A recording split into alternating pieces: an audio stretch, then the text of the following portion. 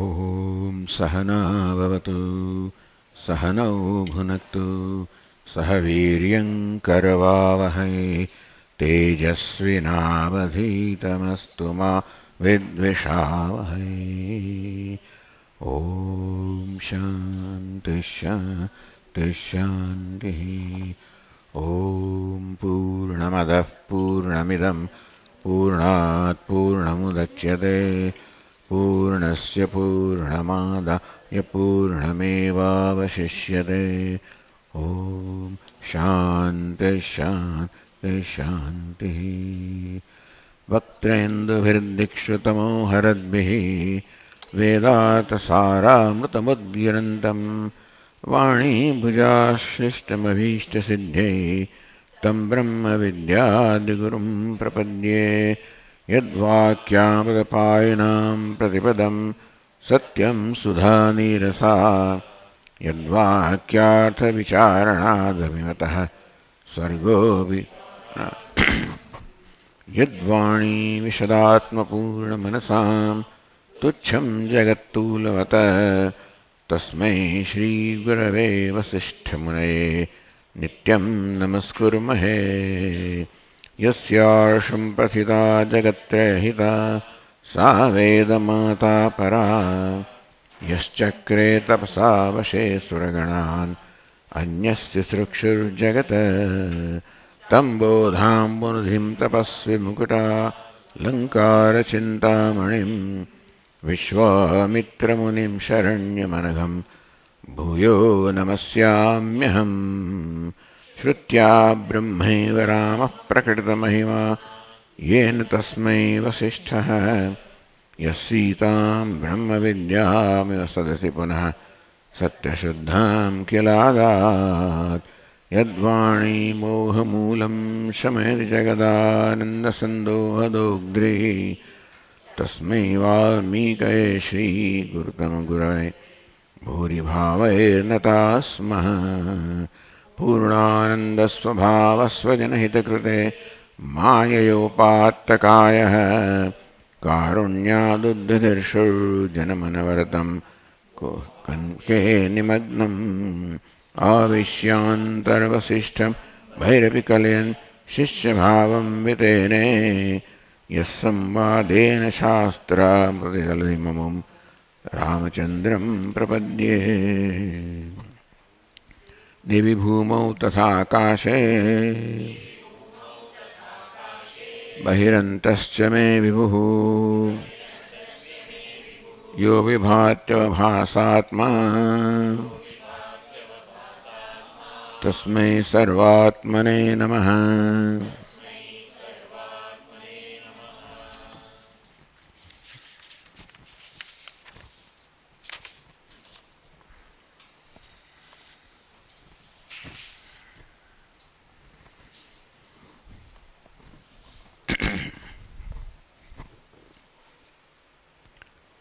હવે 353 થી દ્વિતીય સ્વર્ગ શરૂ થાય છે.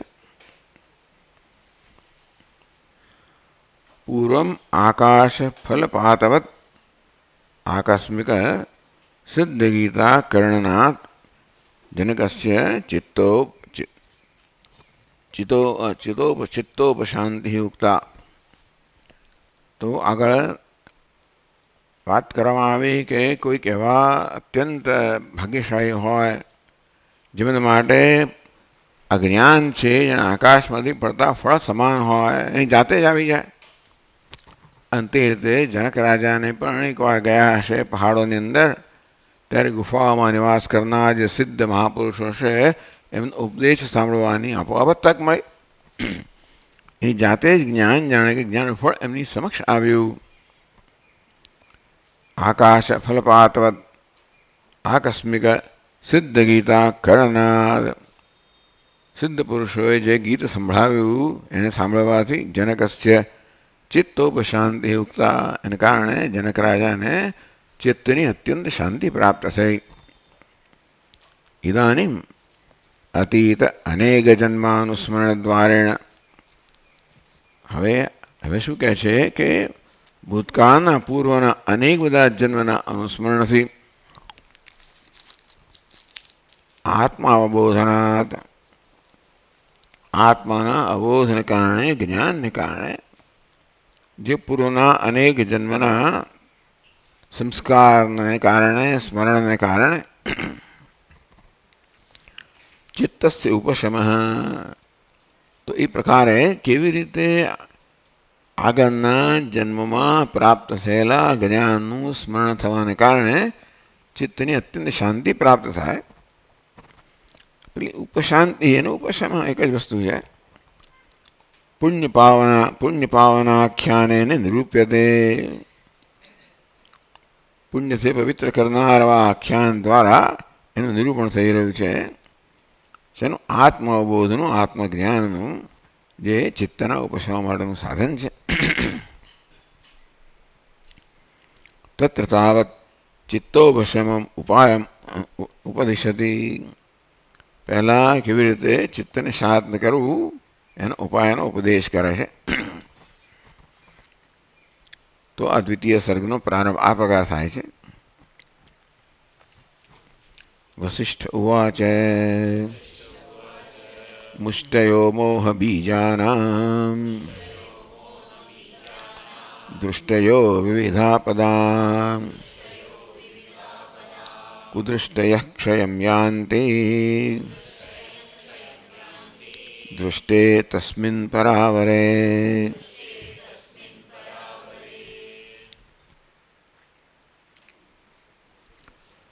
તો કહે છે કે આત્માની મનની ઉપશાંતિ પ્રાપ્ત કરવા માટે શાસ્ત્ર વિચાર જ છે, મુખ્ય સાધન છે.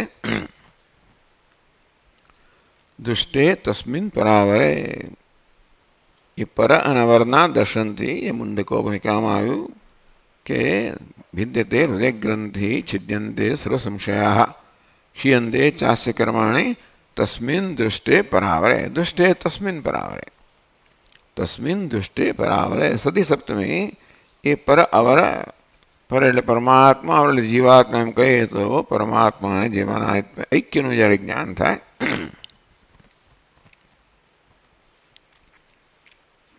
ત્યારે મોહ બીજાના મુષ્ટય વિવિધ આપદામ દૃષ્ટય કુદૃષ્ટય ક્ષયમ યાન્તિ.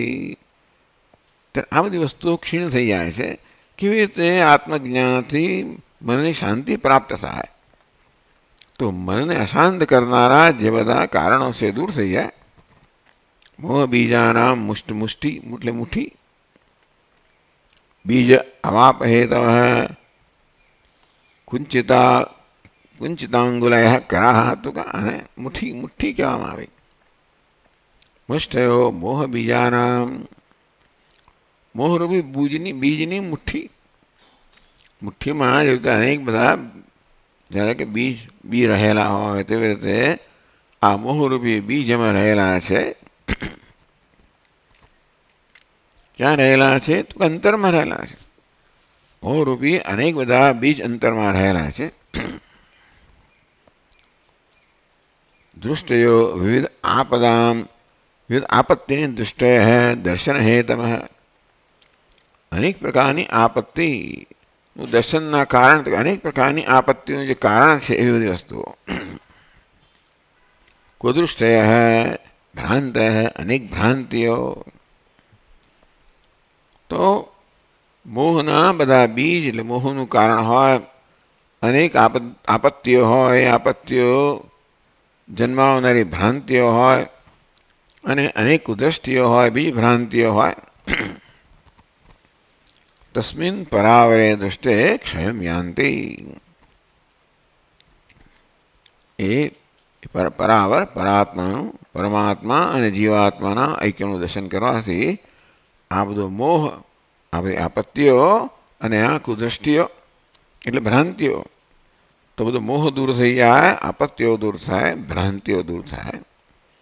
આમ તો મોહ અને ભ્રાંતિમાં એટલો મહાન ફેર નથી, પણ જેવી રીતે એક વસ્તુ હોય ને બીજું જણાવો, રજ્જુને બદલે સર્પ ભાસો એવું નામ છે ભ્રાંતિ, તેમ જીવનમાં પણ જ્યાં આત્મા છે, જ્યાં બ્રહ્મ છે, ત્યાં આપણને જીવનું અલ્પનો ખ્યાલ હોવો. તો હવે આત્મા વિશે અનેક ભ્રાંતિઓ આપણે ધરાવતા હોઈએ છીએ, જગત વિશે અનેક ભ્રાંતિઓ ધરાવે કે સત્ય છે, ઈશ્વર વિશે ભ્રાંતિ ધરાવતા હોઈએ કે ઈશ્વર ભિન્ન છે. આ પ્રકારે જીવ જગતને ઈશ્વર બધા વિશે આપણા જ્ઞાનને કારણે ભ્રાંતિ અર્થાત કુદૃષ્ટિ કહો કે વિરુદ્ધ ખ્યાલ, વિપરીત જ્ઞાન કહો, જે છે એના કરતાં વિપરીત કે વિરુદ્ધ જ્ઞાનને ભ્રાંતિ કહેવાય. જે અનેક પ્રકારની આપત્તિ જન્માવનારી છે. જીવનમાં જે આપત્તિઓ છે એટલે આપણે જેને આપત્તિ માનીએ છીએ, જે દુઃખના કારણ છે, એ બધી વાસ્તવમાં તો આ ભ્રાંતિને કારણે વસ્તુ છે એને ઉલટી રીતે સમજવાને કારણે, પોતાની જાતને છે એના કરતાં વિરુદ્ધ જાણવાને કારણે, એને કારણે જ હું જીવનની અંદર અનેક પ્રકારની આપત્તિઓના આક્રમણનો ભોગ બની જાઉં. કારણ કે હું જ્યારે મારી જાતને અલ્પ માનતો હોઉં, દીનહીન માનતો હોઉં, અને ત્યારે અનેક પ્રકારની અપેક્ષાઓ રાખતો હોઉં, અનેક રક્ષણની અપેક્ષાઓ રાખતો હોઉં, ઈચ્છાઓ પૂરી કરવાની અપેક્ષા રાખતો હોઉં, એ પૂરી ન થાય એટલે મારામાં અનેક પ્રકારની દુઃખ જન્મતું હોય, આપત્તિઓ આવતી હોય,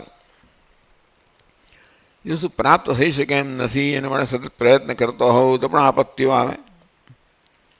એટલે જીવનમાં આ રીતે અજ્ઞાન હોય, ભ્રાંતિઓ હોય ત્યારે આ બધા પ્રકારની મુશ્કેલીઓ હોય છે. તસ્મિન દૃષ્ટિએ પરાવરે, જેને અલ્પ માનવામાં આવે છે, જીવાત્મા માનવામાં આવે છે, અસહાય માનવામાં આવે છે, વાસ્તવમાં પરમાત્મા શું, નિત્ય મુક્ત શું, સ્વતંત્ર શું, પૂર્ણ શું, આ પ્રકારની દ્રષ્ટિ જ્યારે પોતાને વિશે પ્રાપ્ત થાય ત્યારે એક તો પોતાના અલ્પતાનો ભ્રમ હતો એ દૂર થાય, એને કારણે બીજી વસ્તુઓ મારા ભયનું કારણ આ બધી ભ્રાંતિઓ જ છે. પોતાના વિશે અનેક પ્રકારની ભ્રાંતિઓને કારણે અન્ય વિશે પણ અનેક ભ્રાંતિઓ જન્મે. આમ ભ્રાંતિઓમાં આપણું જીવન હોય છે, જેને કારણે અનેક પ્રકારનો ભય હોય, કામ, ક્રોધ, લોભ, ભય હોય, આપત્તિઓ હોય.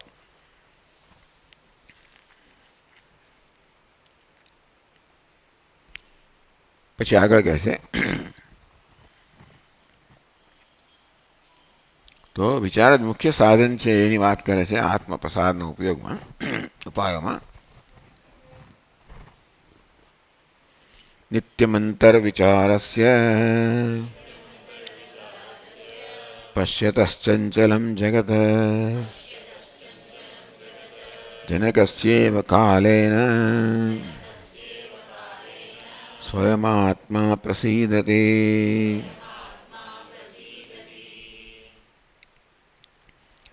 જનકસ્યૈવ, જેમ રાજા જનકને બન્યું તે પ્રકારે કાલેન, જ્યારે એનો સમય આવે ત્યારે સ્વયં આત્મા પ્રસિદ્ધતી, આત્મા સ્વયં પ્રસન્ન થાય છે. એટલે આત્માની પ્રસન્નતા, બસ એ આત્મા પ્રસન્ન થાય તો પછી કોઈ પ્રકારની દુઃખ કે અસંતોષ રહે જ નહીં. આત્માની પ્રસન્નતા કહો કે અંતઃકરણની પ્રસન્નતા કહો, એક જ વસ્તુ છે.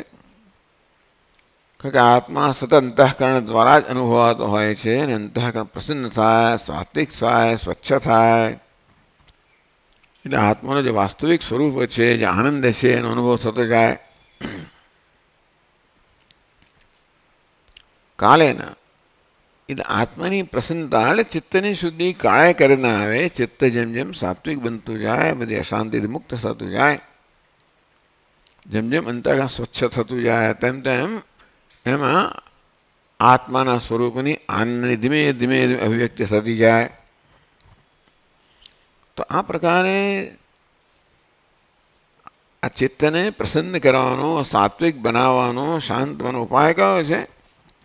નિત્યમ અંતઃ વિચારસ્ય, અંતઃ એટલે અંતઃકરણની અંદર સતત જ્યારે વિચાર ચાલતો હોય. ચંચલમ જગત પશ્યત, જો જુએ છે કે આ જગત તો ચંચળ છે, અનિત્ય છે.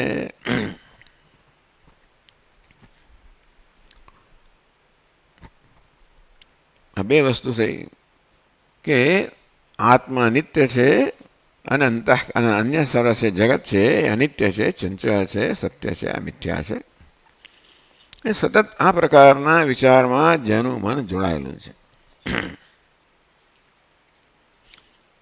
એને કારણે જો જગતની ચંચળતા જેમ જેમ સમજતા જઈએ અનિત્યતા જેમ જેમ સમજતા જઈએ તેમ તેમ ધીમે ધીમે જગતમાંથી જે અપેક્ષાઓ છે અપેક્ષાઓ ધીમે ધીમે ઓછી થતી જાય. મુખ્યત્વે જગતને સત્ય માનવું એને નિત્ય માનવું એને કારણે અનેક પ્રકારના મદાર બાંધીને માણસો બેઠેલા હોય છે કે આ વસ્તુ બનશે પેલું બનશે આમ મળશે વગેરે વગેરે. પણ ચંચલમ જગત ચંચલમ પશ્યતે ચંચલ જગત ચંચલ છે, અનિત્ય છે, તેથી સતત પરિવર્તનશીલ છે. એવું છે એમાં જગતનો કે વાંક નથી. જે ચંચળ છે અનિત્ય છે નિત્ય માનવાને કારણે જે બધી અનેક મુશ્કેલીઓ તો અનિત્ય અનિત્ય જાણવું કે જગત તો વાંક નથી કે અનિત્ય છે, સ્વભાવ જ છે. એક જ વસ્તુ નિત્ય છે અને તે છે આત્મા. બાકી બધું આ જગતની અંદર આ દેહ મન બુદ્ધિ બધું આવી જ જાય, બધું અનિત્ય છે. હવે દેહને એ નિત્ય માનવાને કારણે આ ઉપાધિને નિત્ય માનવાને કારણે અપેક્ષા રાખવાને કારણે કે બસ આવી રીતે મને અમરતા પ્રાપ્ત થશે. એટલે જે અનિત્ય છે નિત્ય માનવાને કારણે જે અનેક પ્રકારના ભ્રમ અને અપેક્ષાઓ ધરાવતા હોઈએ છે ને અપેક્ષાઓ પૂરી ન થવાનું મહાન દુઃખ હોય છે. એટલે નિત્ય મંતર સતત વિચાર ચાલતો હોય આત્માની નિત્યતા વિશે અને જગતની અનિત્યતા વિશે. નિત્ય અનિત્ય વિવેક. તદુપરાંત એ પણ વિચાર છે કે ભાઈ હું જે ઈચ્છું જીવનમાં એ નિત્ય વસ્તુ છે. આમ જગતને અનિત્ય સમજવાનું પરિણામ એ છે કે જગત પાસેથી કોઈ અપેક્ષા ન હોય કે જગત મારો કંઈક ઉપકાર કરશે એને કારણે મારું કલ્યાણ થઈ જશે વગેરે વગેરે જે અપેક્ષા હોય માણસને એ કંઈ ન રહે પછી. એટલે જગત અનિત્ય જેવું છે તેવું સમજ, વસ્તુને જેવી છે તેવી સમજવી. અને એક જ વસ્તુ નિત્ય છે અને અનિત્યતા સમજીએ છે એને કારણે તો કોની તુલનામાં આત્માની તુલનામાં સર્વ અનિત્ય છે. આમ નિત્ય અનિત્ય વિવેક જેના હૃદયની અંદર સતત ચાલી રહ્યો છે. અનિત્યને જે અનિત્ય જાણે છે તેથી એની પાસે નિત્યતાની અપેક્ષા રાખતો નથી. આ નિત્યને નિત્ય જાણવા માટે અને એના આનું જ્ઞાન પ્રાપ્ત કરવા માટે સાક્ષાત્કાર કરવા માટે સતત ઉદ્યુત છે, સતત પ્રયત્નશીલ છે. આમ જગતને અનિત્ય જાણવાને કારણે આપણે એટલે આપણો મુખ્ય સંબંધ બરાબર બંધાય. વસ્તુ જે છે તે જ પ્રકારે જ્યારે જેમ સમજીએ તમારો સંબંધ છે એ સ્વસ્થ બને, તંદુરસ્ત સ્વસ્થ બને.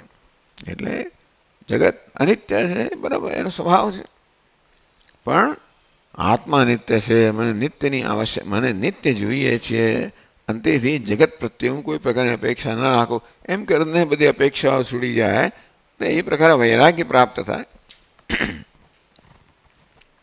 શશ્વન નશ્વરમેવ વિશ્વમખિલમ નિશ્ચિત વાચા ગુરો. શશ્વન નશ્વરમેવ વિશ્વમખિલમ. અખિલ વિશ્વ છે સતત નશ્વર છે. એ ગુરુની વાણીથી આ પ્રકારે જુએ છે. નિત્યમ બ્રહ્મ નિરંતરમ વિમૃશતા નિર્વ્યાજ શાંતાત્મના વગેરે તો મનીષા પંચકમમાં કહેવામાં આવ્યું.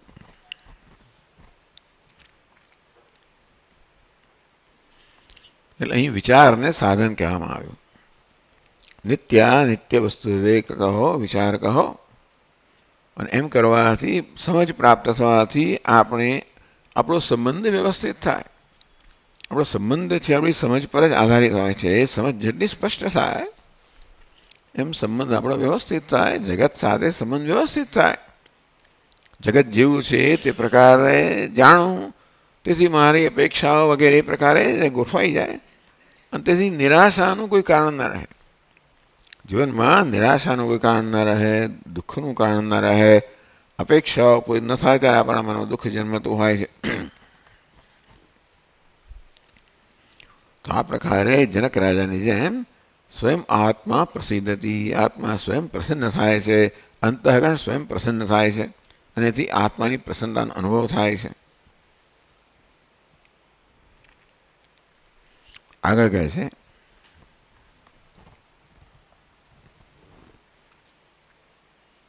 ન દૈવમ ન ચ કર્માણિ ન ધનાનિ ન બાંધવાઃ શરણં ભવભીતાનાં સ્વપ્રયત્નાદૃતે નૃણાં ભવભીતાનાં નૃણાં ભવથી સંસારથી ભયભીત થયેલા ભય પામનારા જે મનુષ્યો છે એટલે વિવેકી પુરુષો છે, મુમુક્ષુઓ છે, તે સંસારથી ભય પામે. હવે ભયનું તો મને કારણ દેખાતું એવું ચાલે છે. ભવભીતાના આખો દાડો લોકોમાં સ્વ ફરી મારે જન્મવું નથી એટલે છોડ ને કારણ કે જન્મ્યા બી અત્યારે ક્યાં ખબર છે આપણે કે ભૂતકાળમાં શું હતું, ફરી નથી જન્મવું એટલા માટે કે મારે આવું ના જોઈએ, પણ જન્મીશ ત્યારે ખબર નહીં હોય કે આવું હતું. એટલે બધા વારંવાર લોકો કે મારે ફરી જન્મવું નથી, પણ ગયા જન્મનું કશું યાદ તો છે નહીં આપણને, તેમ આ આવતા જન્મ કશું યાદ રહેવાનું નથી. અંતેથી આ જન્મ ખરાબ છે એવી આપણે નવું શરૂ ચાલે જે હોય ખરું. પણ ટૂંકમાં ભવભીતાનામ એટલે ભવ એટલે આ પ્રકારે જન્મ મૃત્યુનું ચક્ર છે એને ભયભીત થયેલા કે સતત પરિવર્તનશીલ છે આ જગત, એની અંદર સતત એને કારણે એ વસ્તુ મને સતત કેવી જાતની દુઃખ આપતી હોય છે, કારણ કે મને નિત્ય વસ્તુની અપેક્ષા છે.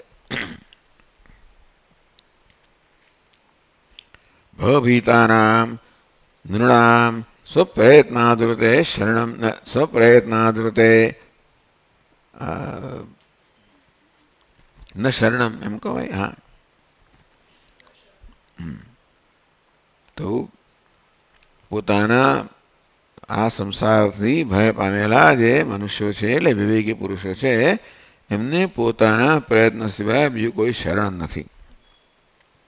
બીજા કશાની ઉપર આધાર રાખીને બેસવું નહીં. ન દૈવમ, દૈવમ કહો એટલે કે પ્રારબ્ધ કહો, ન ચ કર્માણી પુરુષ પ્રયત્ન કહો, પ્રારબ્ધને ભૂતકાળમાં કરેલા કર્મનું પરિણામ, ન ચ કર્માણી વર્તમાન જે પ્રયત્ન કરતો તે, એટલે મારા પ્રયત્નથી કોઈક રીતે આ ભાવથી મુક્ત થઈશ, મારા પ્રારબ્ધથી મુક્ત થઈશ.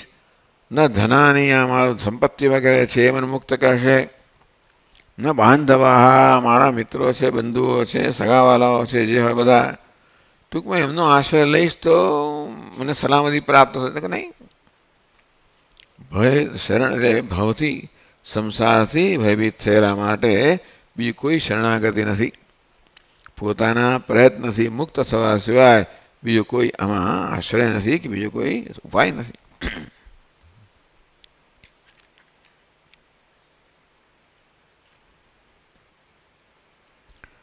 આગળ કહે છે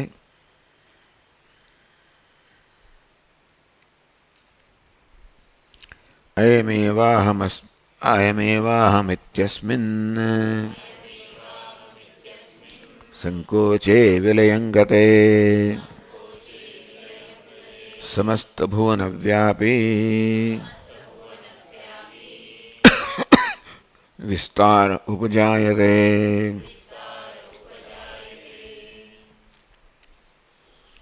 અયમ એવ અહમિતિ, અયમ દેહ એવ અયમ, આ દેહ જ હું છું. અયમ દેહ પરિમિત એવ અહમિતિ, બસ આ દેહ જેટલો જ હું મર્યાદિત છું, સીમિત છું. દેહ તો પરિમિત છે, સીમિત છે, અત્યંત મર્યાદિત છે, અલ્પ છે બિચારો. નહીં એટલું સારું છે, એને કે મોટા થવાની જરૂર નથી. ટૂંકમાં જે દેહ છે તે બરોબર છે અને તેથી અલ્પ છે, સારું. પણ આ દેહ તકલીફ નથી. અયમ દેહ એવ અહમસ્મી, આ દેહ જ હું છું. એને માટે દેહની બધી મર્યાદાઓ છે, મારી મર્યાદાઓ છે, ત્યાં મુશ્કેલી છે.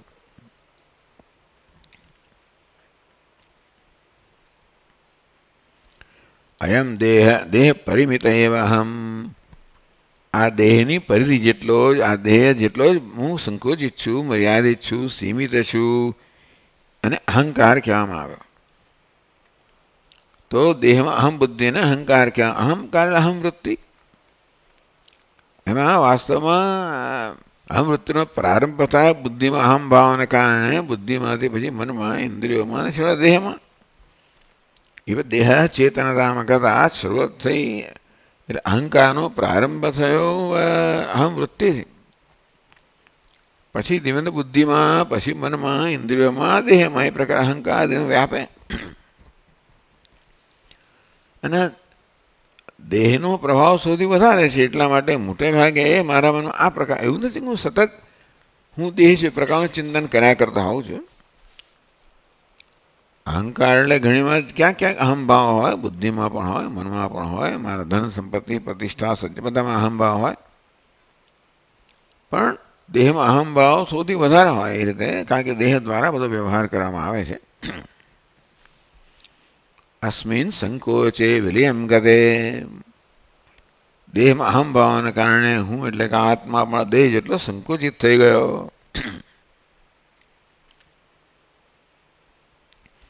હંસા એવ,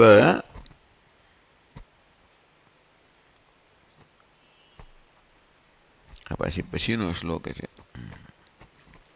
અચ્છા, અયમેવ અહમિતિ અસ્મિન સંકોચે વિલયમ ગતે, એટલે આ દેહ જેટલો જ પરિમિત છું. આ પ્રકારે સંકોચ જે છે આત્માને સંકુચિત કરી નાખવામાં, જાણે કે આત્મા સંકુચિત બની ગયો અહંભાવને કારણે. કોઈ પણ સમયે જેમાં આપણો અહંભાવ એ આપણે હોઈએ છીએ. દેહમાં અહંભાવ તો દેહ હોઈએ છીએ, મનમાં તો મન હોઈએ છીએ, બુદ્ધિમાં તો બુદ્ધિ હોઈએ છીએ.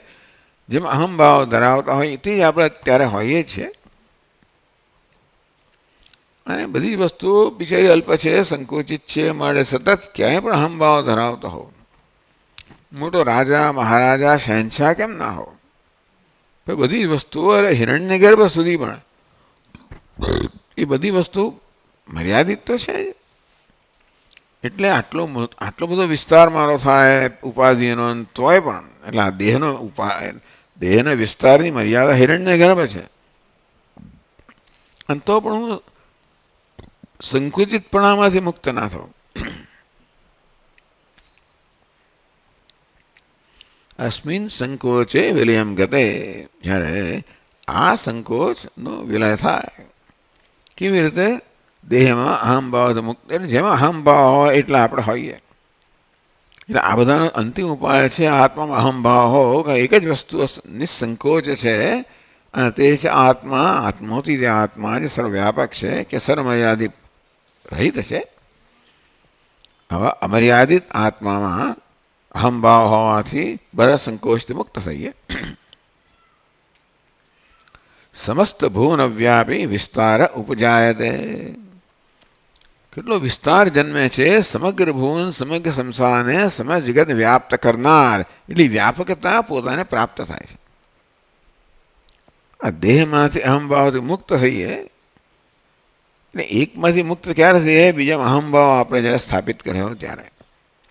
એટલે દેહમાંથી અહંભાવ મુક્ત થવું એટલે કે આત્મા અહંભાવ સ્થાપિત કર્યો હોય તો આ જ્યાં આપણો અહંભાવ એટલા આપણે વ્યાપક હોઈએ. જો આત્મા અહંભાવ તો આત્મા જેટલા વ્યાપક હોઈએ.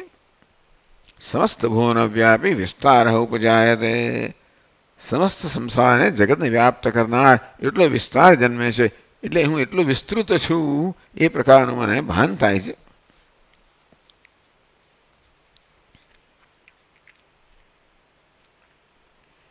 એ વાત આગળ પણ કહે છે, અયમેવાહમિત્યસ્યાહ નિશાયા ઉદિતે ક્ષયે સ્વયં સર્વગતસ્ફારઃ સ્વાલોક સંપ્રવર્તતે.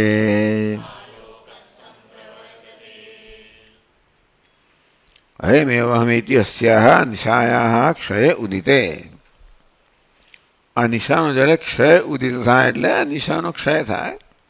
એટલે અજ્ઞાનરૂપી નિશાનો રાત્રિનો ક્ષય થાય અને જ્ઞાનરૂપી સૂર્ય ઉદય થાય. એમ દેહ પરિમિત એવ અહમિતિ એવમ રૂપાય અહંકૃતિ સાયવ નિશા, અહંકારને નિશા એટલે કે રાત્રિ કહેવામાં આવી. તમોમયત્વાદ, અજ્ઞાન વાસ્તવમાં તો અજ્ઞાન છે, તમોમય છે, અંધકારમય છે. અને અજ્ઞાન જન્મેલું દરેક ખ્યાલ પણ અંધકારમય જ છે ને. આમ અજ્ઞાનમાંથી જન્મ્યું અધ્યાસ જન્મ્યો, એને કારણે દેહમાં અહંબુદ્ધિ જન્મી. એટલે બધું પણ અજ્ઞાન જ કહેવામાં આવ્યું અને રાત્રિ જ કહેવામાં આવી. કારણ કે અત્યંત અલ્પતામાંથી હું મુક્ત થઈ જ ના શકું. તમોમયત્વાત એટલે અજ્ઞાનમય હોવાને કારણે અહંકારને રાત્રિ કહેવામાં આવી. અહંકૃતિ સાયવ નિશા તમોમયત્વાત. હું આ છું, અયમ એવ અહમસ્મી, આ જ હું છું. હવે દેહ એટલે દેહ છે, મન બુદ્ધિ ઉપાધિ છે. ઉપાધિ જેટલો જ મર્યાદિત છું. તસ્યા ક્ષય ઉદિતે સદે, એના ક્ષયનો ઉદય થાય એટલે એનો ક્ષય થાય. બીજું શું? આ રાત્રિ જે છે એનો ક્ષય થાય અને જ્ઞાનરૂપી સૂર્યનો ઉદય થાય. સ્વયં સ્વર્ગત સ્વાર સ્વાલોક સંપ્રવર્તતે. સર્વગત સ્વાર સ્વાલોક આત્મતત્વજ્ઞાનમ સંપ્રવર્તતે. સ્વાર સ્વાલોક, સ્વાર એટલે વિશાળ, સ્વાલોક એટલે સ્વ આલોક, આલોક એટલે પ્રકાશ, સ્વ આલોક સ્વાલોક એટલે કે આત્મપ્રકાશ. સંપ્રવર્તતે ટૂંકમાં અજ્ઞાનરૂપી અંધકાર છે, નિશા છે, રાત્રિ છે, એનું એ જ્યારે ક્ષીણ થઈ જાય અને જ્ઞાનરૂપી સૂર્યનો ઉદય થાય ત્યારે જ્ઞાન પ્રવર્તમાન થાય. એટલે ત્યારે જે મારું વાસ્તવિક વિશાળતા છે, વાસ્તવિક પૂર્ણતા છે, એમાં હું પ્રતિષ્ઠિત થાવ. અહંકાર જે હંમેશા અમારો અલ્પતાનો જ ખ્યાલ જન્માવે છે એ અંધકાર છે. એટલે આપણે નરા અંધકારમાં હોય, સૂઈ ગયો તો એ વાંધો નથી. એટલે અંધકારનો અર્થ જો રાત્રિ હોય તો બીજું કંઈ ભ્રમ ન હોય તો ચાલે. બીજું કંઈ ભ્રમથી દુઃખ તો નથી. જેવા જાગૃત થયા કે તરત જ આ ઉપાધિમાં અહમભાવ જન્મે એટલે બધા પ્રકારના દુઃખથી આપણે ઘેરાઈ જઈએ. એટલે તસ્યા ક્ષય ઉદિતે સતી. આ રાત્રિ કહો, અજ્ઞાનરૂપી રાત્રિ એટલે અહંકાર એ છે અજ્ઞાનની અભિવ્યક્તિ છે. એટલે અજ્ઞાન છે એ વસ્તુ ખબર પડે અહંકારથી, અહમ વૃત્તિથી. હું આટલો જ છું એ પ્રકારની વૃત્તિથી. અને તો અજ્ઞાન આપણા જીવનમાં આ પ્રકારે અહંકાર વ્યક્ત થતું હોય છે. એટલે કે અજ્ઞાન દૂર થવું એટલે છેવટે તો આ અહં વૃદ્ધિમાંથી મુક્ત થવું. તસ્યા ક્ષય ઉદિતે સતી. આ જ્ઞાનરૂપી અંધકાર છે, રાત્રિ છે, એનો ક્ષય એટલે એનો ક્ષય થાય અને ઉદિત એટલે જ્ઞાનનો ઉદય થાય. એ બંને સમજવાનું. કારણ કે જ્યારે પ્રકાશનો ઉદય થાય ત્યારે જ અંધકારનો ક્ષય થાય. સર્વગત સ્વાર સ્વાલોક, સર્વગત સર્વવ્યાપક એટલે કે સ્વાર સ્વાલોક વિશાળ આત્મપ્રકાશ, સ્વ આલોક સ્વાર એટલે વિશાળ, સ્વ આલોક આત્મપ્રકાશ.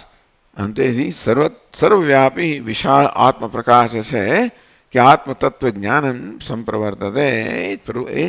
એ પ્રવૃત્ત થાય છે, અર્થાત આત્મતત્વ જ્ઞાન છે એ જ રહે છે.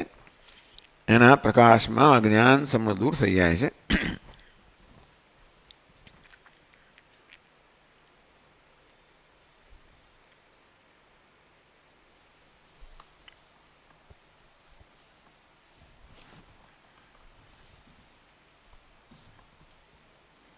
તેથી કે છે ઉપાદેયાનુપતનમ હેયૈકાંત વિવર્જનમ યદેતન્મનસો રામ તમ બંધમ વિદ્ધિ નેતરત.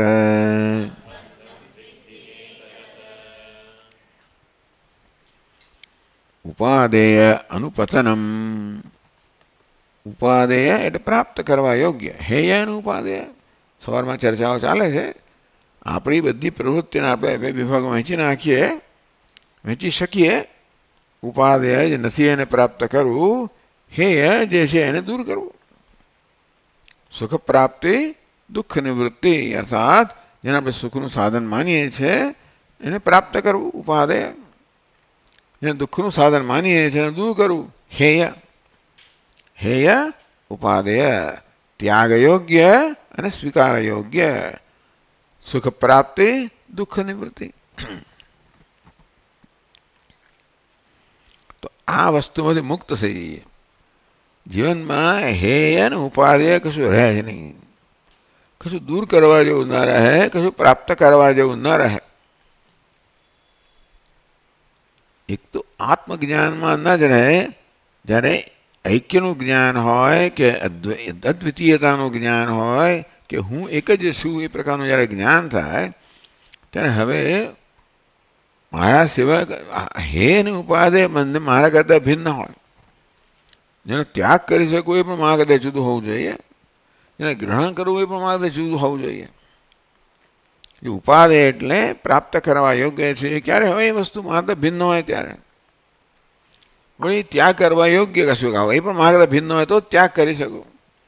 અર્થાત હું મારી પોતાનું તો આ ત્યાગ પણ ના કરી શકું, મારો પોતાને તો હું ગ્રહણ પણ ના કરું.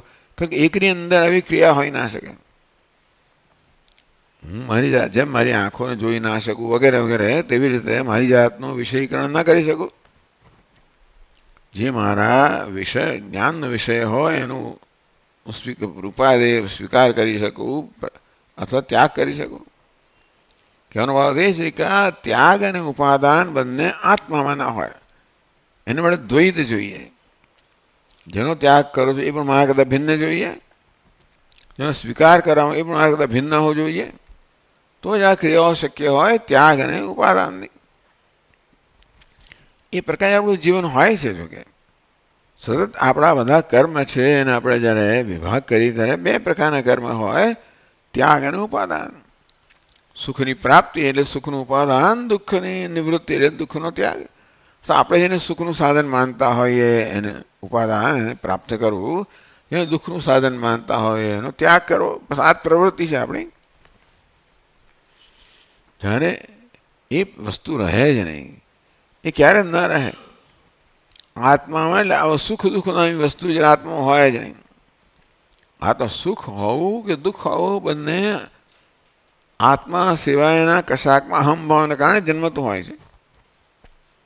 સુખી હોવું એ પણ મર્યાદિતપણાની નિશાની છે, દુઃખી હોવું પણ મર્યાદિતપણાની નિશાની છે. અને તેથી ઉપાધિ અહમભાવને કારણે આ સુખી દુઃખી આ પ્રકારના ખ્યાલ જન્મે. ઉપાધિ અનુકૂળ હોય તો સુખી, ઉપાધિ પ્રતિકૂળ હોય ત્યારે દુઃખી. તો ઉપાધિ અહમભાવને કારણે અનુકૂળતા પ્રતિકૂળતાના ખ્યાલો જન્મ્યા જ કરે. એ ન હોય ત્યારે અનુકૂળતા પ્રતિકૂળતા એટલે સુખનું સાધન દુઃખનું સાધન પ્રાપ્ત ઉપાદે પ્રાપ્ત કરવા યોગ્ય હે ત્યાગ કરવા યોગ્ય એ કશું રહે છે નહીં. ટૂંકમાં આ હે અને ઉપાદે બંને દ્વૈત એટલે ભેદભાવની અપેક્ષા રાખે છે. જ્યારે જ્ઞાની પુરુષને આત્મજ્ઞાનને આત્મા સિવાય એની દૃષ્ટિમાં કંઈ છે જ નહીં ત્યારે પછી પ્રાપ્ત કરવાનું પોતે પોતાને પ્રાપ્ત કરવાનું કે પોતે પોતાનો ત્યાગ કરવાનો પ્રશ્ન રહેતો જ નથી. ઉપાદે અનુપતનમ અંતેથી તે વખતે જ્ઞાનમાં જે ઉપાદે છે એને વાળાનું આકર્ષણ રહે નહીં. હે એકાંત વિવર્જનમ એટલે હે જે છે એનો તો ત્યાગ જ કરવા યોગ્ય જે વસ્તુ છે આપોઆપ હે નામની વસ્તુ રહે નહીં, ઉપાદે નામની વસ્તુ રહે નહીં. એ હોવું યદેતન મનસો રામ કશીક વસ્તુને ઉપાદે માનવી એટલે કે સ્વીકાર કરવા યોગ્ય માનવી, કશી વસ્તુને હે માનવી ત્યાગ કરવા યોગ્ય માનવી. એ ક્યારે બને એ વસ્તુ મારા કરતાં ભિન્ન હોય ત્યારે. અને તેથી હું અને અન્ય એવું હોય ભેદભાવ જ્યારે હોય ભેદભાવ હોય દ્વૈત હોય ત્યારે જ ઉપાદે અને હે હોય. અને વળી પાછું હું પોતે મારી જાતના જાણતો હોઉં ત્યારે વળી એને કંઈક એને પૂર્તિ કરવા માટે ઉપાદે કે હે હોઈ શકે. યદેતન મનસો રામ તમ બંધમ વિદ્યને તરત. હે રામ જીવનની અંદર હે અને ઉપાદે બુદ્ધિ હવે એ જ બંધ છે. કશી વસ્તુને હે માનવી, કશી વસ્તુને ત્યાગ કરવા યોગ્ય માનવી, કશાને ઉપાદે માનવી, કશી વસ્તુ સ્વીકાર કરવા યોગ્ય માનવી. એવું ક્યારે જ બને જ્યારે એ વસ્તુને મારા કરતાં ભિન્ન માનતો હોઉં, જ્યારે મારામાં આ પ્રકારની ભેદભાવ હોય દ્વૈત દૃષ્ટિ હોય જે અજ્ઞાનથી જન્મી છે એનું એને જ બંધનમાં. હે રામચંદ્રજી તમે કોઈ વસ્તુને જો આદરમાન નથી ગમતું, આ મને ગમે સમજો કે બંધન છે. કશીક વસ્તુ ગમવી એ પણ દ્વૈતની અપેક્ષા રાખે છે, કશું ન ગમવું એ પણ દ્વૈતની અપેક્ષા રાખે છે. મારા પોતાના વિશે ગમો અણગમો ના હોય. ગમો અણગમો હોવા માટે મારા કરતાં ભિન્ન વસ્તુ હોવી જોઈએ. આ ગમો અણગમો જ બતાવે છે કે ભેદભાવ છે, દ્વૈત છે. ક્યારે છે? જ્યારે મારી જાતના આ પ્રકારનું સીમિત માનતો હોઉં ત્યારે આ સીમાની બહારની વસ્તુ અનાત્મા છે, એમાંની કશું અનુકૂળ હોય તો પછી સ્વીકાર કરવા યોગ્ય હોય, પ્રતિકૂળ હોય તો ત્યાગ કરવા યોગ્ય હોય. આ બધા ભાવ, આ બધા ખ્યાલ ક્યારે જન્મે? આત્માને સીમિત માનવાથી. તમ બંધમ વિદ્ધિ રામ, હે ભગવાન રામચંદ્રજી, એને જ આપણે બંધ માનો. જીવનમાં હે પણ ઉપાદેય પણ હોવું, સ્વીકાર કરો, ત્યાગ કરો, આ પ્રકારની વૃત્તિ હોય. એવું ત્યારે જ હોય જ્યારે દ્વૈત હોય, જ્યારે પોતાને મર્યાદિત માનવામાં આવતો હોય અને પોતાના સિવાયની વસ્તુઓ ઉપકારક હોય કે અપકારક હોય માનવામાં આવતો હોય, ત્યારે આ પ્રકારની વૃત્તિ જન્મે. આ જ અજ્ઞાન છે. અને અજ્ઞાનમાંથી આ પ્રકારની વૃત્તિ જેનું નામ જ બંધન છે. અમારા જ માણસ બિચારો આખી જિંદગી શું જન્મ સુધી પૂરો, કારણ કે આપણે આટલી જ પ્રવૃત્તિ કરીએ છીએ. આપણે સવારથી સાંજ સુધીની બધી પ્રવૃત્તિઓ છે એને જ્યારે તપાસીશું ને ત્યારે જણાશે કે બધી પ્રવૃત્તિઓના બે વિભાગમાં વર્ગીકરણ થઈ શકે. હેય, ઉપાદેય, ત્યાગ કરવા યોગ્ય, સ્વીકાર કરવા યોગ્ય. જે દુઃખનું સાધન માનું છું હેય, સુખનું સાધન માનું છું ઉપાદેય. પછી આવ્યા પછી શું થાય જુદી વાત છે. નથી ત્યાં સુધી મને સુખનું સાધન જણાય, પછી નહીં જણાય. અત્યારે એટલે આ પ્રકારે મારા મગજની સ્થિતિ તો બદલાયા જ કરતી હોય છે. શું અનુકૂળ છે, પ્રતિકૂળ જેને ખ્યાલો બદલાયા કરતી હોય છે. અને તેથી મારી પ્રવૃત્તિઓ સતત બદલાયા કરતી હોય. આજે સવારના પરમાં જેનું અનુકૂળ માનવું હોય, સાંજે પ્રતિકૂળ માનવું હોય, ચાલ્યા જ કરતું હોય છે. આ પ્રકારે સતત આપણે આ માણસ આ પ્રકારની, આનું નામ જ છે બંધ. તો હું બદ્ધ છું, મારા બંધ છે એ ક્યારે ખબર પડે? આ પ્રકારની મારા મનની સ્થિતિ જ્યારે જોઉં, મારું મન હે ઉપાદે આ પ્રકારનો વિભાગ કરે છે, એટલે કે પોતાને અલ્પ માને છે, એ પ્રકારે બીજાને પોતાના કરતાં ભિન્ન માને છે અને આ જ્ઞાનની ઉપજ છે. તો હેતુ ઉપાદેયત્વ હોવું, કશું ત્યાગ યોગ્ય છે, કશું વળી સ્વીકાર યોગ્ય છે, ગ્રહણ કરવા યોગ્ય છે, આ પ્રકારની દૃષ્ટિનું નામ જ અજ્ઞાન છે. અને જ બંધ એ મને સતત પ્રવૃત્ત જ રાખવાનું છે ને. કશી વસ્તુની મારા માનું છું કે ભાઈ આ જતું રહેવું જોઈએ, પણ મારા મગજમાં એ કીડો તો રહ્યા જ કરવા જ્યાં સુધી છોડવું નહીં ત્યાં સુધી. અને પેલું મળવું જોઈએ, એ કીડો મનમાં હોય ત્યાં સુધી કંઈ ને કંઈ મારું મગજ ટૂંકમાં મને કંઈ ને કંઈ કરાવીને છોડે છે, વડે એને મેળવીને છોડે કે પ્રયત્ન તો કરાવડાવે. મળ્યા પછી શું થાય જુદી વાત છે. પણ આ પ્રકારે આ હે અને ઉપાદેયના ખ્યાલો છે મનુષ્યને સતત પ્રવૃત્ત રાખે છે જન્મથી મૃત્યુ સુધી, જન્મથી જન્મો જન્મમાં.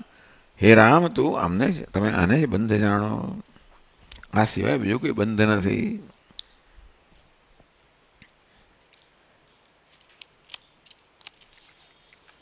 અત્ર પામર દૃષ્ટ્યા હેવપાદ વિભાગ દ્રષ્ટવ્યમ. કઈ જ્ઞાની પુરુષની વાત કરવી ને એકદમ પછી હે ઉપાદે આવ્યું એટલે એના મગજમાં તો હે, એટલે હે ઉપાદે જે ખ્યાલ છે એ કે છે પામર દૃષ્ટિયા. અજ્ઞાની દૃષ્ટિએ વસ્તુ ત્યાગ કરવા યોગ્ય છે, વસ્તુ ગ્રહણ કરવા યોગ્ય છે, એ પામર કહો અજ્ઞાની દૃષ્ટિ છે. એટલે જ્ઞાનીના વર્ણનની અંદર આવ્યું ને એટલે તો જ્ઞાનીના આવી જાતની દૃષ્ટિ ના હોય. અજ્ઞાની એ દૃષ્ટિને કહ્યું કે જ્ઞાની આ પ્રકારની દૃષ્ટિથી મુક્ત છે.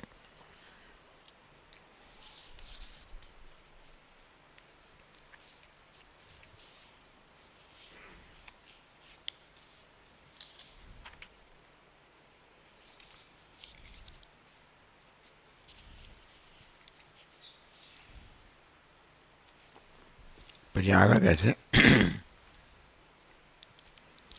મા ખેદમ ભજ હેયેષુ નોપાદેય પરો ભવ હેયાદેય દૃશૌ ત્યક્ત્વા શેષસ્થસ્સુ સ્થિરો ભવ.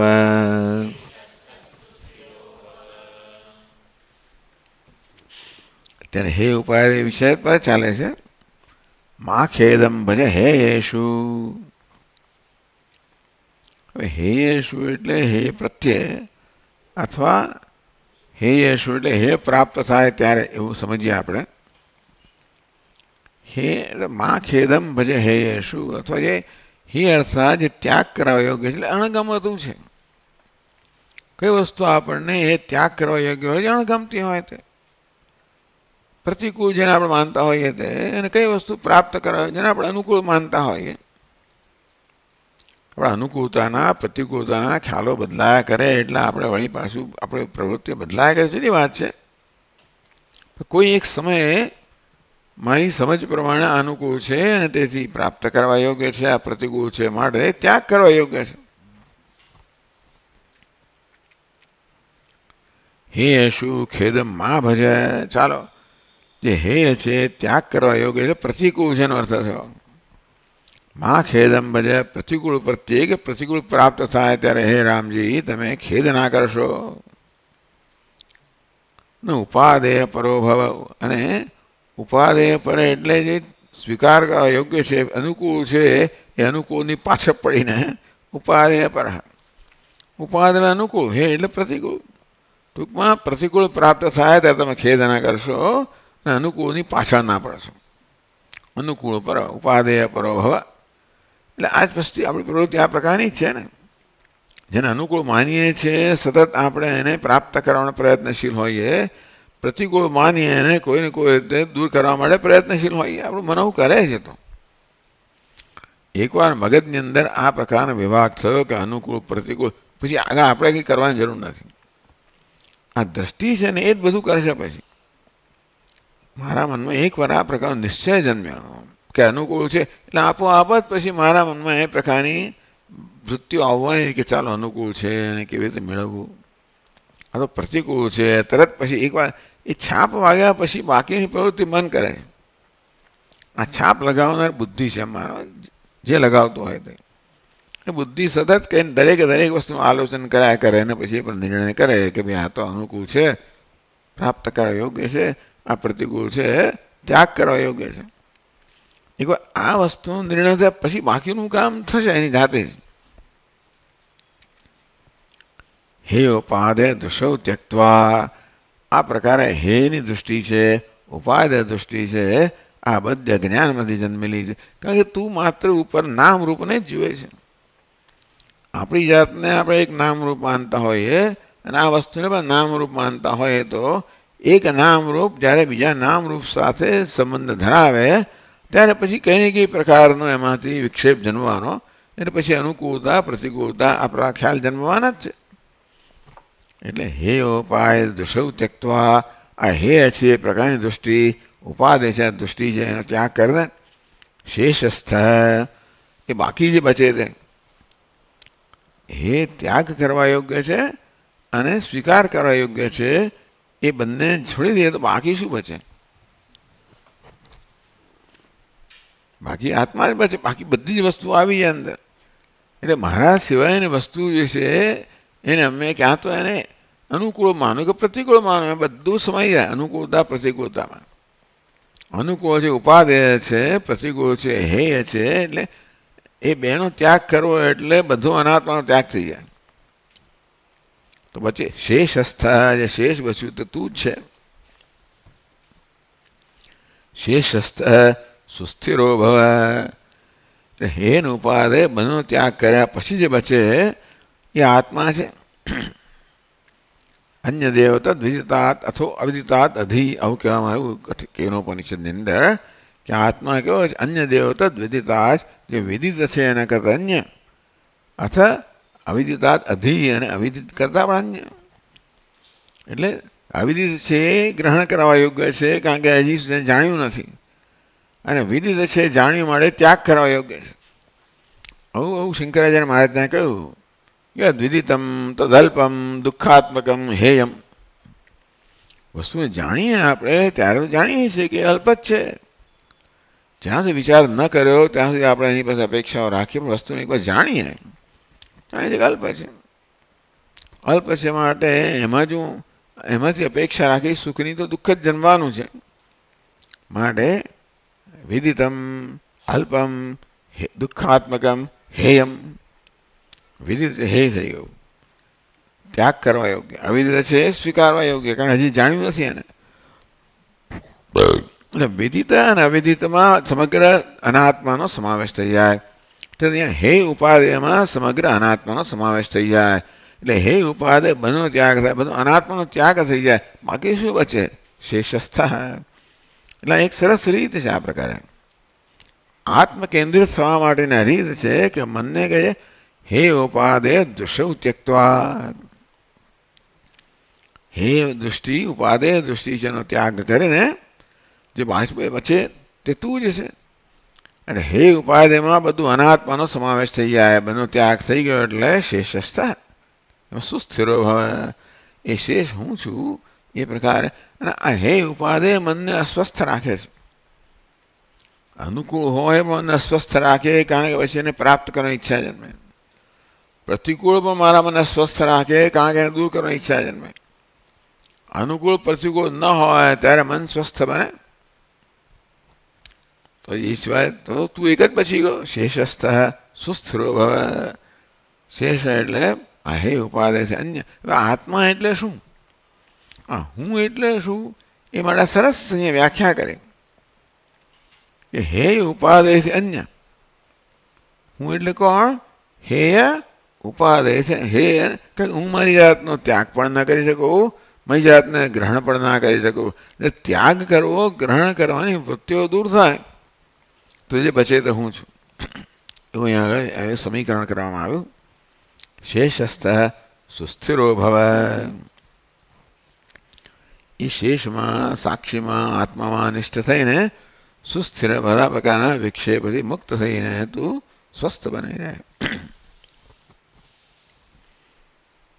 એટલે આ બધી રાગ હે ઉપાદે દૃષ્ટિ રાગ દ્વેષ પરક પ્રવૃત્તિ.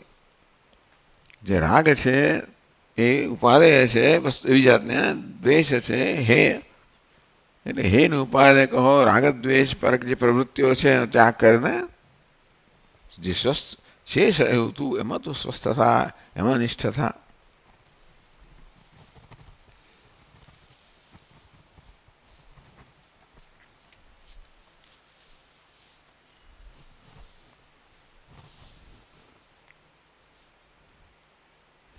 સમદૃષ્ટૌ સ્થિતસ્ય લિંગભૂતાન ગુણાન આહ. હવે આ સમદૃષ્ટિમાં સ્થિત છે એ આપણને કેમ ખબર પડે? નિર્ણય ચિહ્ન. તો બહારના ચિહ્નથી આપણે કંઈક અનુમાન કરી શકીએ. લિંગ એટલે કે ચિહ્ન, જે આપણે અનુમાન એટલે હેતુ કહો. તો આવું લિંગ હોય, ચિહ્ન હોય એટલે આપણે અનુમાન કરી શકીએ કે અંદર કેવું હોવું જોઈએ. બહારથી એટલે બહારથી આપણે આવું દેખાય એટલે અંદરની આપણે અનુમાન કરીએ, કલ્પના કરીએ. સમદૃષ્ટ સ્થિતસ્ય લિંગભૂતાન ગુણાન. આમ સમદૃષ્ટિમાં, આત્મદૃષ્ટિમાં સ્થિત છે તો એવા સ્વસ્થ જે મહાપુરુષો છે એને જે સદગુણો જે છે એના લિંગ એટલે કયા ચિહ્નોથી આપણે ખબર પડે કે આ આત્મનિષ્ઠ મહાપુરુષ છે. શ્લોક દ્વયમ બે શ્લોક કહે છે. નિરાશતા નિર્ભયતા નિત્યતા સમતા જ્ઞતા નિરીહતા નિષ્ક્રિયતા સૌમ્યતા નિર્વિકલ્પતા ધૃતિર્મૈત્રી મનસ્તુષ્ટિ મૃદુતા મૃદુભાષિતા હેયોપાદે નિર્મુક્તે નિતિષ્ઠન્ત્યપવાસનમ.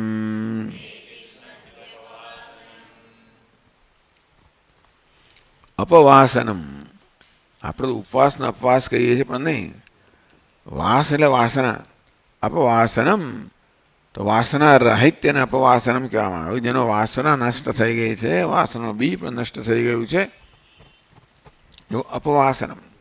સર્વ વાસનાઓથી મુક્ત, સર્વ રાગદ્વેષથી મુક્ત. અને બધા રાગદ્વેષથી મુક્ત ત્યારે જ થાય જ્યારે આત્મસંતોષ પ્રાપ્ત થાય. તો જેમ જેમ આત્મસંતોષ પ્રાપ્ત થાય તેમ તેમ જગતની વસ્તુઓ માટે રાગદ્વેષ ઓછા થતા જાય. જેમ જેમ અસંતોષ હોય તેમ તેમ રાગદ્વેષ વધારે હોય, અને જેમ જેમ સંતોષ પ્રાપ્ત થતો જાય તેમ તેમ રાગદ્વેષ ઓછા થતા જાય. અને એ આત્મનિવ આત્મા તુષ્ટ, જે સ્વયં પોતાનામાં સંતુષ્ટ છે એનામાં પ્રજાહાતી યદા કામ, એટલે રાગદ્વેષ, કોઈ પ્રકાર રાગદ્વેષ રહેતા નથી.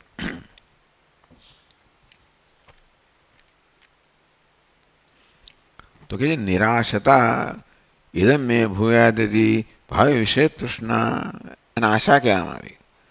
નિરાશતા એટલે આશા રાહિત્ય, આશામાંથી મુક્તિ. આશા કોને કહેવાય? તો જે આપણી પાસે નથી એ વસ્તુની તૃષ્ણાને આશા કહેવામાં આવી.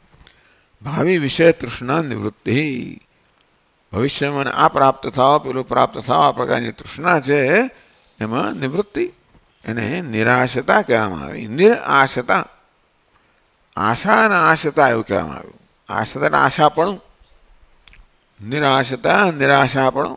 નિરાશા એટલે આપણે નિરાશા કહીએ એવું નહીં, આશા રાહિત્યને નિરાશા કહેવામાં આવી. એમ આશા રાહિત્યપણું એટલે નિરાશતા. આશા રાહિત્ય ક્યારે હોય? જ્યારે આશા જન્મે નહીં ત્યારે. આશા ક્યારે ના જન્મે? જ્યારે અલ્પતા ના હોય ત્યારે. બધી આશાઓ કહો, ઈચ્છાઓ કહો, અપેક્ષાઓ કહો, એ એક આંતરિક અસંતોષ કે આંતરિક અલ્પતા, આંતરિક અસંતોષ, આંતરિક ઉણપ જેને કહો, એની જ અભિવ્યક્તિ છે. તો આંતરિક ઉણપ ન હોય ત્યારે કોઈ પ્રકારની આશા ન હોય, પૂર્ણતાનું ચિહ્ન થયું. નિરાશતા નિર્ભયતા સર્વભૂત અભય પ્રદાના સ્વસ્થ ભય નિવૃત્તિ. અહીં સરસ કહેવામાં આવ્યું, ભાઈ અભયતા કેમ પ્રાપ્ત, નિર્ભયતા કેમ પ્રાપ્ત થાય? બીજા બધા જીવોને આપણે નિર્ભયતા પ્રદાન કરીએ. સર્વભૂત અભય પ્રદાનાત, બધા લોકોને હું નિર્ભયતા પ્રદાન કરું. કોઈએ મારાથી ભય પામવાની જરૂર નથી. કારણ કે હવે હું કોઈમાં કોઈ વસ્તુનો હવે મારે પાસે કોઈ હક છે નહીં. કશી વસ્તુનો દાવો કરવાનો નથી કે મારું છે. કોઈ દાવો કરતો આવે ને, જેને આપણે આપણું માનીએ છીએ, દાવો કરતો આવે તરત મનમાં ભય જન્મે કે મારું લઈ લેશે, એ ભાગ પડાવશે. પણ કોઈ દાવો કરતા નથી, કોઈ ભાગ પડાવતા નથી. અંતેથી નિર્ભયતા, કોઈ પ્રકારનો ભય નથી. આપણી જેમાં આપણે આસક્તિ હોય ને, એ આસક્તિ એટલે આસક્તિ ભય જન્માવતા હોય છે. આસક્તિ હોય એટલે પછી આપણી સ્વસ્થતાનો આધાર એના પર હોય. એનો મારી આસક્તિ, મારી સુખાકારીનો સ્વસ્થતાનો આધાર જેના પર હોય, જેનું હું સુખનું સાધન માનું છું, સ્વસ્થતાનું સાધન માનું છું, સલામતીનું સાધન માનું છું, એ વસ્તુ પ્રત્યે મારો જે પ્રકારનો સંબંધોને આસક્તિ કહેવાય. અને એમાં એટલે સર્વભૂત અભય પ્રદાનાત સ્વસ્થ ભય નિવૃત્તિ. બધા પ્રાણીને અભયતા ક્યારે પ્રદાન કરું? મને કોઈ અપેક્ષા ન હોય, મને કોઈ જરૂરિયાત ન હોય ત્યારે. મને જરૂરિયાત ન હોય ત્યારે હું કોઈ ભાગ પડાવવાનો નથી. હું ભાગ ન પડાવો તો બધા લોકોને મારાથી નિર્ભયતા છે. લોકો આ જુએ કે આ મારું ખાઈ જશે, મારું લઈ જશે, તો આપણે કોઈના ભયનું કારણ બનીએ. જ્યારે કશાક પર હક કરતા હોઈએ, કશાક પર દાવો કરતા હોઈએ, તો પછી આપણે કોઈના ભયનું કારણ બનીએ. કોઈના પર મારો હક પણ નથી, મારો દાવો પણ નથી, બધા હક છોડી દીધા છે.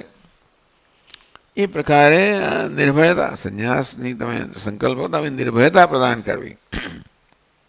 અભયમ સર્વભૂતેભ્ય દત્વા સંન્યસ્યમાચરે, પ્રાણી માત્ર નિર્ભયતા પ્રદાન કરવી. એટલે કે હવે મારાથી કોઈ ડરવાની જરૂર નથી. હું કોઈ મારો હક નથી, હું કોઈ દાવો કરવાનો નથી. નિરાશતા નિર્ભયતા નિત્યતા દેહ અતિરિક્ત નિત્ય આત્મભાવ નિત્યતા. આત્મામાં અહમ બુદ્ધિ, દેહમાં અહમ બુદ્ધિ હોય તો અનિત્યતા હોય. નિત્યતા એટલે નિત્ય આત્મા છે, આત્મ છે, એમાં અહમ બુદ્ધિનું નામ નિત્યતા. દેહ અતિરિક્ત નિત્ય, દેહથી અતિરિક્ત આત્મા છે, નિત્ય છે, એમાં આત્મભાવ. નિરાશતા, નિર્ભયતા, નિત્યતા, સમતા. મેં કહ્યું પરિપૂર્ણ દૃષ્ટિ, હું પરિપૂર્ણ છું એ પ્રકારની દૃષ્ટિ. તો સમતા એટલે પછી હું પરિપૂર્ણ હોઉં એટલે મારે પછી કોઈ પ્રકારની અપેક્ષાઓ હોય નહીં, કોઈ રાગ દ્વેષ ના હોય. કઈ વસ્તુ વિષમ બનાવનારી છે, કશી વસ્તુ મને ગમતી હોય, કશી અણગમતી હોય, એ વિષમતા જન્માવનારી છે. જ્ઞતા, જ્ઞાન નિષ્ઠતા, જ્ઞપણું, જ્ઞતા જ્ઞપણું. જ્ઞ એટલે જ્ઞાન, એટલે જ્ઞાનમાં નિષ્ઠાને જ્ઞતા કહેવામાં આવી. નિરીહતા, ઈહા એટલે પ્રવૃત્તિ. તો ઉપાદેય આપી અપ્રવૃત્તિ, જે અનુકૂળ છે ને એ માટે પણ કોઈ પ્રવૃત્તિ ન જન્મે. એ નિરીહતા, નિષ્ક્રિયતા કહેવામાં આવી. ઈહા એટલે ઈહા એટલે કર્મ, ક્રિયા. સર્વ ઈહામાંથી સક્રિયતામાંથી મુક્તિ.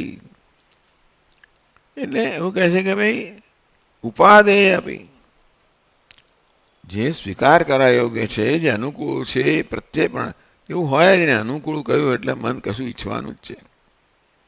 ટૂંકમાં ઉપાદેય પણ જ ના રહેવું જોઈએ. ઉપાદેય પ્રવૃત્તિ, ભલે પ્રવૃત્તિ ના કરો પણ ઉપાદેય એકવાર કહું, એને અનુકૂળ કહું એટલે મારું મન તો ત્યાં જવાનું તો ખરું જ. પ્રવૃત્તિ ક્યારે ના હોય? ઉપાદેય જ નથી. ઉપાદેય પણ નથી અને ત્યાગ પણ નથી. એ જેમ જેમ પોતે પૂર્ણતા પ્રાપ્ત કરતો જાય તેમ તેમ પછી બીજી વસ્તુઓની કોઈ જરૂરિયાત વગર મુક્ત થાય. જરૂરિયાત જ બીજી વસ્તુઓને ઉપાદેય બનાવે છે.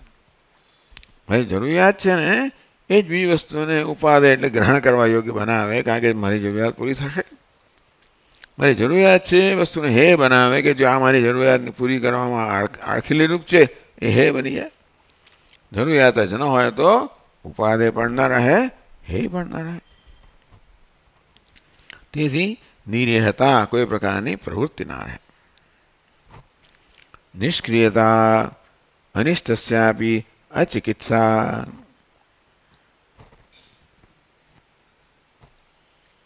નિષ્ક્રિયતા, અનિષ્ટસ્યાપી અચિકિત્સા, ચિકિત્સા કરવી. એ અનિષ્ટની પણ ચિકિત્સા ન કરવાની ચિંતા ન હોય. ચિકિત્સા કરવી એટલે ઉપાય કરવો. એટલે કંઈક રોગ હોય ને ચિકિત્સા કરવી, કશી વસ્તુ આપણામાં દુઃખ દેનારી હોય તો ચિકિત્સા કરવી. અનિષ્ટ હોય તો પણ એને દૂર કરવાની કોઈ પ્રકારની પ્રવૃત્તિ નથી, ભલે રહ્યું એમ. અનિષ્ટને પણ હું દૂર કરવાનો પ્રયત્ન કરતો નથી. ચિકિત્સા એટલે કે ઉપાય, રોગની ચિકિત્સા, રોગને દૂર કરવા માટેનો ઉપાય. ભલે અનિષ્ટ ભલે ને રહ્યું.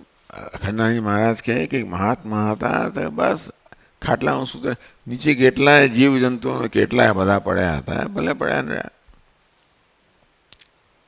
પોતે ભયતા પ્રદાન કરવી એટલે ભલે ને રહે, જે નીચે સળવા થયા જ કરે. આપણે એક પેલી ઘરોળી 10 કિલોમીટર દૂર હતો પણ આપણે સ્વસ્થ ના રહી શકીએ. નીચે એવું સળવા થયા કરે, એમને કોઈ ચિંતા નથી. ત્યાં એક મહાત્મા ત્યાં સુધી કે એમને ઘા પડેલા, એમાંથી જીવડા નીકળ્યા બધા, એને કોઈ ચિંતા નથી. એટલે આ તો બધી હદ વગરની વસ્તુઓ છે, પણ આવા પણ બધા દૃષ્ટાંતો છે. સૌમ્યતા, આહ્લાદકરત્વ. સૌમ્ય, ચંદ્રને આપણે સોમ કહીએ અને સોમના પુત્રને સૌમ્ય કહેવાય. ચંદ્ર આહ્લાદ કરનાર છે, એનો પુત્ર પણ આહ્લાદ કરનાર છે બુદ્ધ. તેથી સૌમ્યતા, આહ્લાદ, જે આપણે આહ્લાદ કરે.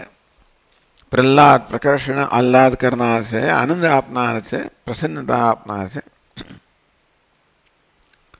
નિર્વિકલ્પતા, એકાગ્ર ચિત્તત્વ.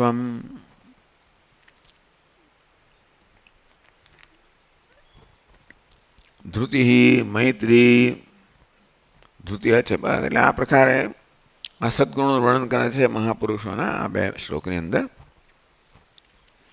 બસ આપણે અત્યારે વિરામ લઈશું. હવે ચાલો આપણે કંઈ આ એક ક્લાસ થયો તો એ સારું થયું, વાંધો નથી.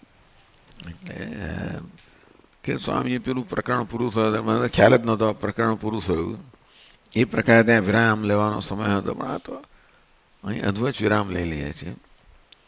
પણ એક વસ્તુ છે એ કે આવી આ સુંદર ચર્ચા સાથે, આ મહાપુરુષોના લક્ષણો છે એની ચર્ચા સાથે આપણે વિરામ લઈએ છીએ, એટલું સારું છે. ઓમ પૂર્ણમદઃ પૂર્ણમિદં પૂર્ણાત પૂર્ણમુદચ્યતે પૂર્ણસ્ય પૂર્ણમાદાય પૂર્ણમેવાવશિષ્યતે. ઓમ શાંતિ શાંતિ શાંતિ. પૂર્ણાનંદ સ્વભાવः स्वजतहितकृते मायोपात्तकायः कारुण्यादुद्धतिर्षर्जनमनवरदं मोहपङ्खे निमग्नम् आविश्यान्तरवसिष्ठं भैरपि कलयन् शिष्यभावं वितेने यस्संवादेन शास्त्रामृतजलधिममं रामचन्द्रं प्रपद्ये. ओम शांति शांति शांति. हरि ओम. श्री गुरुभ्यो नमः. हरि ओम.